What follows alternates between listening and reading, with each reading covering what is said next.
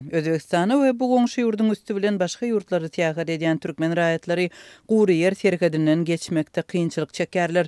Adatlyň Lewapdaky habarçysy we çeşmeleri soňky günlerde problemanyň agyrlaşanlygyny, hatda iki ýurdun serhetleriniň arasynda galan adamlaryň bardygyny habar berýärler.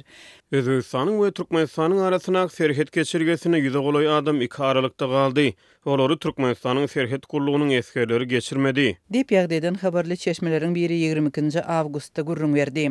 Adatlyk bilen anonimlik şertinde gürleşen çeşmeleriň sözlerine görä Farapdaky geçiş nokadynda iki serhediň arasynda galanlaryň aglaby köpüsi 3 aýlyk myhmançylyk wizasy bilen Orset Federasiýasyna baryp, wizasynyň möhleti geçen soň Orsetden Özbekistanyň üstülen Türkmenistana dolanmagy synanşýan türkmen raýatlary. Olar şu gün hem şol ýerde.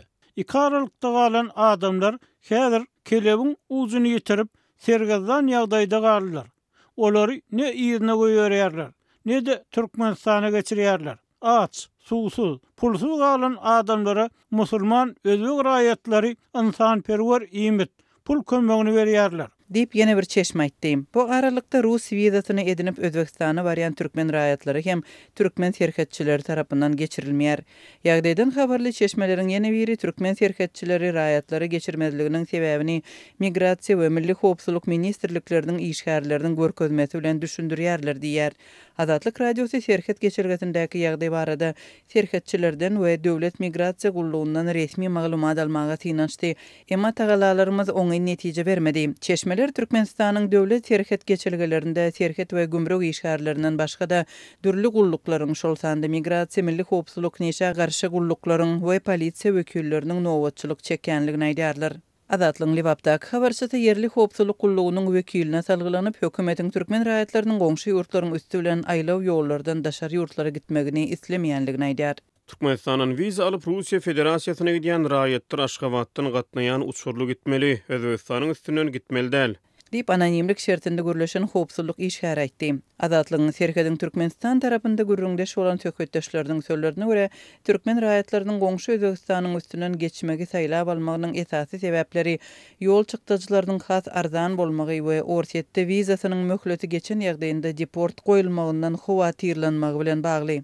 Adatlyk bilen töhfetdeş bolan türkmenistanlylar türkmen raýatlarynyň Özbekistana geçmegi bilen bagly kynçylyklaryň döremeginden nägile bolýarlar. Hökümet öz raýatlaryny himayatkar, howanlar bolmagyň ýerine öz raýatlaryny pulsuz we agyr şertde goňşy ýurt bilen aralykda saklap, denanlary we erkekleri bütün dünýäniň öňünde kemsidýär.